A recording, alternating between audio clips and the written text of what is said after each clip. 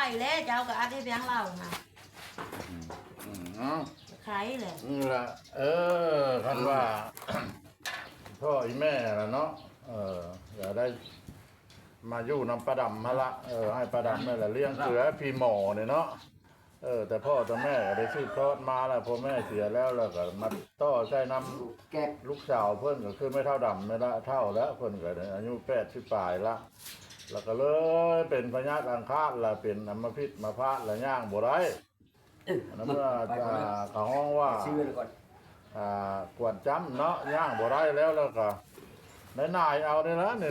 ยเอาเครื่อง ตายก่อน อันนี้ขันห้าแล้วก็เครื่องลิ้นของกินเพื่อนโซ่ทุงเงาเนี่ยมีเงามีม้าเนี่ยมันเป็นฮิต12ของ14 นี่ แต่ ใส่ พ่อแต่แม่คนละเด้อฮิตเฮ็ดนี่ของเกียงมีเฮือนแล้วก็มีม้ามีไข่มีแช่ง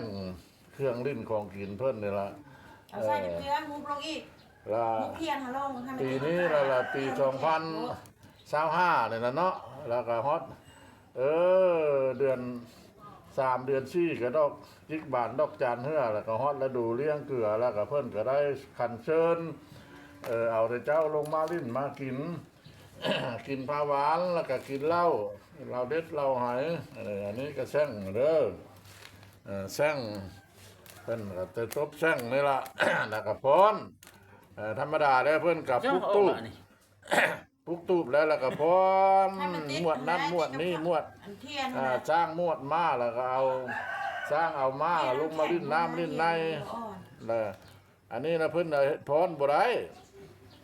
เนื่องจากว่าเพิ่นเป็นอัมพฤกษ์เครื่องคิงนั่นแหละเนาะนำตามนั่นแหละสภาพคนเฒ่าคนแก่ล่ะก็เลยนายเอาอันนี้หัวดอกไม้ดอกอย่างนั่นก็มี กบเม็ดเนี่ย มันมีมันก็มีดอกอันนี้นี่เด้อนี่อันนี้แหละดอกจิกดอกหังดอกจิกบานดอกจานเฮือ ไปโกชง เป็นอันนี้มันก็น้อยโพดอันนี้หานะ แต่ใบเด้อผู้ไปซื้อเสียตู้ค่ะ โอ้ ผมเปิดดิ มันน้อยโพดมันบ่ลงบนหัว ซื้อยูฮันนั่นเด้อฮันพาซุกค่ะ ว่า ฮั เอา น เล พาย ซุก นี่ ค่ะ บอลชื่อที่ยุ่งคน เอาเลยนี่ เอาหัวใหญ่มานี่ คืออันนี้ล่ะอันนี้ล่ะมันเป็นนี่เด้อเครื่องลิ้นของกินเพิ่นเด้อนี่เด้อนี่อันนี้ล่ะช้างน่ะช้างเพิ่นก็เฮ็ดอันนี้ล่ะนี่ช้างแล้วเพิ่นก็คันแม่นเพิ่นดิ้นได้แล้วเพิ่นก็ มันเต่งขันขนาด คล้องล่ะคล้องล่ะเด้อขันห้าน่ะอันนี้ก็ซ้อทุ่งเพิ่นน่ะดอกจิก ทุ่ง บาน เพิ่น ดอกหังบานหน้าดอกกระมาบานหน้าบัดสิมือ คือมวดพี่สังมวดโซ่มวดข้าแต่ข้าวสมัยแต่แม่พ่อแม่ยังเสียอยู่เพิ่นเอาเงาอันนี้นี่เป็น7-8ดวงเพิ่นแล้วนี่เนี่ยเงาเงาเงาแบบนี้ล่ะ7-8ดวงแล้วก็ผูกใส่พายข่าวเฮาละในนึงเนาะแล้วก็สว่านแรงพรไปพรมารถเห็นแต่อันปลายตีนเพิ่นนั่นละปลายเท้าเพิ่นนั่นละยังหักแต่คนละบ่เห็นได้ได้ยินแต่เสียงเงามันวัดเดียวนั่นละเสียงเงาในวัดเดียวแล้วเพี้ยผ้าละคนละบ่เห็นอันนี้ละบ่ได้นั่นได้ทางพระบ้านพระเลาะนั่นละเห็นกับตาเลยแต่ข้าวแม่แต่ข้าวพุ่นละตะกี้ตะก้อนพุ่นละบัดนี้เพิ่นก็เสียชีวิตแล้วก็มาต่อใส่น้ำลูกสาวเพิ่นก็คือเอื้อยนี่นะเนี่ยเราก็ย่างบ่ได้เนี่ยย่างบ่ได้เฮ้ยได้ตะกี้เราก็ได้นั่นแหละคือเราเป็นอันนี้มาก็ได้3-4 ปีแล้วเราก็มีแตนายเอานั่นนี่นั่นมันสืบทอดได้บ่แม่นว่าคนลาวเอานี่ล่ะถือเอา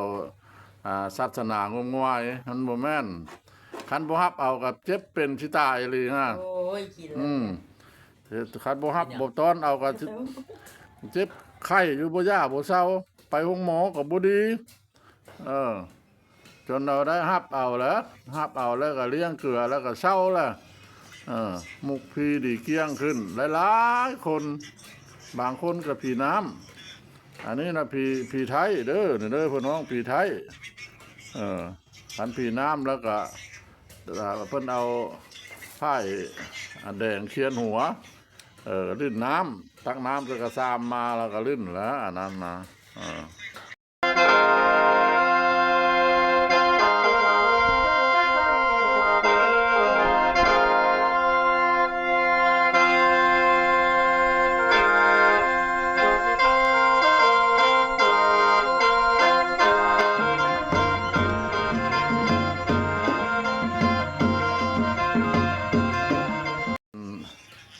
ผีไทยเพิ่นว่าผีไทยเครื่องเล่นเพิ่นก็คือแม่คืออันนี้ละนะอันนี้ก็เป็นสร้างเป็นม้าจักสิได้เฮือเพิ่นก็นี่เด้ออันนี้ก็เฮือนะเฮือเพิ่นเอาลงมาลื่นน้ำลื่นน้ำนี่เลยพี่น้องเฮือเฮือเพิ่นจะเป็นอันนี้เพิ่นทุกติดเดียวกับไม้พายคันแม่นเพิ่นย่างได้เพิ่นก็พรมีแคนมีกองล่ะอ้อมบ่ล่ะ3 หอบแล้วก็เม็ดมวดนั้นแล้วก็เอามวดนี้มาลงมันเป็นมวดอยู่เดี๋ยวนี้เราเพิ่นย่างบ่ได้เลยเพิ่นก็นายเอาท่านผู้ชมเอ้ยมาฮู้จักนำกันมันปะบ่ได้ทิ่มบ่ได้คันปะคันทิ่มบ่เจ็บเป็นเจ็บไข้บ่เศร้าคันว่าบ่ฮับเอาเลยก็ตายอีหลีได้คันเราฮับเอาแล้วบัดเศร้าบ่ได้กินยาเม็ดนึงยาเข็มนึงก็บ่ได้ซักก็เศร้าไปลงเบิ่งน้ำปลาลอยอยู่บ้านเขาแสนพงเขาเลี้ยงบ่เกลือบ่เอาเพิ่นล่ะเพิ่นสิเอาไปน้ำกันหลายๆคนแต่ละท้องถิ่นนะมีหมดสืบทอดเม็ดยุดเม็ดสมัยแล้วก็ยังสืบทอดมาเส้นลูกเส้นเต้าเส้นลูกเส้นหลานอยู่กับเพิ่นเลี้ยงเกลือแล้วเพิ่นก็ปกปักรักษาดอกปกปักรักษากับปลูกลูกหลานก็อยู่ดีมีแรงไปทางใดมาทางใดก็บ่ได้คล้องได้คาเพิ่นรักษาได้บ่แม่นเพิ่นมาอยู่นำละลาดอกแนวดีเพิ่นก็มีอยู่เพิ่นปกปักรักษาหมู่เพิ่นเป็นเจ็บเป็นไข้ก็ในครอบครัวเพิ่นนี่ก็บ่ได้สู้เป็นรักษาลูกษาหลานหลายโค้งแท้เม็ดปีมาละปีละเทื่อท่านผู้ชมเอ้ยถ้าไปเอาตู้มาไปจะได้อีกคนเอาสายฟ้ามาในตู้อยู่ในห้องปีละเทื่อเด้อเพิ่นเลี้ยงเด้อปีนึงเทื่อนึงแล้วครบรอบเดือน4เดือน4ลาวเฮาให้มันแห้งก็แล้วก็เรียกว่ามันเดือน4นี่มันก็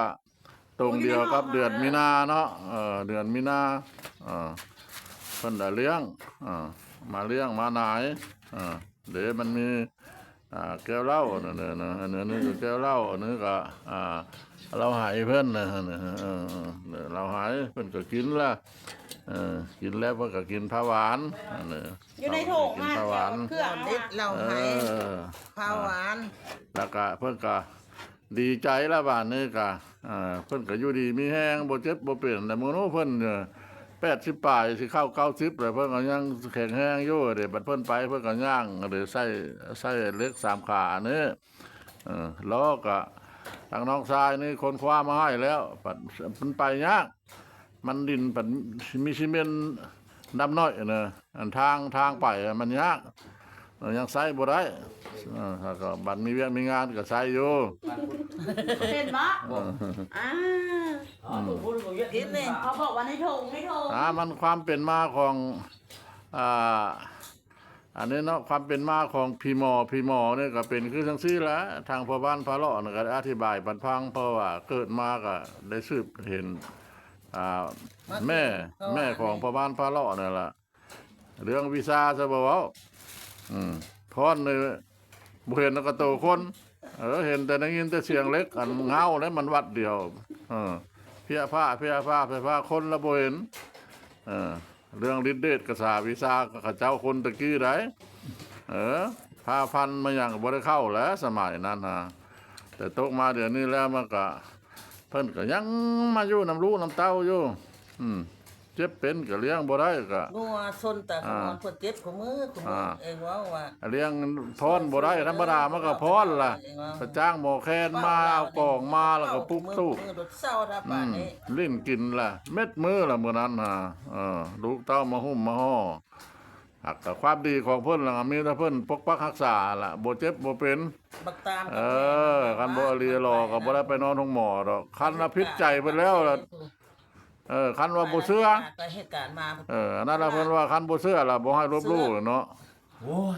คันว่าพิษใจเพิ่นเฮ็ดอะไรอันหนึงพิษละเคยบ่ไผบ่ มันว่าว่าสิจ็บ ปากเสียงก้าวว่าเสียงแข็งละพิษแหละไปห้องหมอเชิญไปรถแพทย์ก็จนยอมเข้าสโลมจังใดก็บ่เข้าซักยาจังใดก็บ่ได้มันเอามาเฮือนปัดแต่งขันห้องซะเพิ่นอ้อนยอมเพิ่นละเศร้าละพี่น้องแล้วความเชื่อคือนั้นเนี่ยคือเดียวกับอันผู้เจ้าของเพิ่นอันผู้เพิ่นถือเดี๋ยวนี้นั่นเอื้อย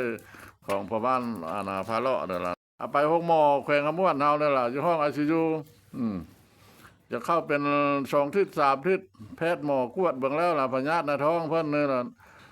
บ่จักแนวพันละนาว่ะมีหมดพี่สังก็ได้ตับไตไส้พุงเปื่อยมาแล้วเอาเมื่อไล่เมื่อจากห้องหมอมันสิตายใช่ห้องหมอเพิ่นเอามาแล้วก็มาห้องสนำนี่นะของสมรักษาดำน้ำผีนี่ละแล้วเช้าอันนี้เพิ่นก็ยังนั่งอยู่นะเด้ แข็งแรงอยู่เด้ปันเพิ่นจากไปเพิ่นก็เท้าใส่ไม้เล็ก3 ขาเนี่ยนะนี่ไปอันนั้นแล้วมันเป็นความเชื่อเด้อความเชื่อของบุคคลหากแต่ว่าทางพ่อบ้านพ่อเลาะแล้วเชื่อในใดว่าไปห้องหมอเลยนะสิใช้ยาหยังก็ใช้รถ บักทงนิดหน่อย เอากิน บ่มีเศร้าบ่มีดี กินคู่คนได้มันแล้วได้ บัดเอามาเฮือนบัดเฮ็ดน้ำของสมรักษาดังนี้นั่นน่ะห้องใส่แต่งขัน5ขออ้อนขอยอมรับสิเปลี่ยนสิแปลงบัดเช้าท่านผู้ชมเอาการเล่าให้ฟังเนาะประวัติของพี่หมอเนี่ยมันเป็นคือแนวนี้บ่แม่นดอกว่าแต่ทางคนลาวเฮานี่ล่ะสิมักถือเอาศาสนางมงายผีสางนะมันบ่แม่นแต่เฮาบ่เห็นโตเพิ่นหากแต่ว่าขันพิษใจเพิ่นเฮ็ดใช่ละเชิญไปรถของหมอนะคันว่าการบรรยายให้ฟังเรื่องประวัติของพี่หมอนี่ก็ เราเด็ดเราหาย สิพอประมาณซ้ำนั้นล่ะเนาะปีนี้แล้วก็ขอว่าเสียหมดเท่านี้ละเพิ่นก็ได้เลี้ยงได้ลิ้นได้กินแล้วก็ทางน้องก็มาหุ้มมาห่อแล้วก็สิพอประมาณนี้ล่ะให้เพิ่นอยู่ดีมีแฮงสบายดี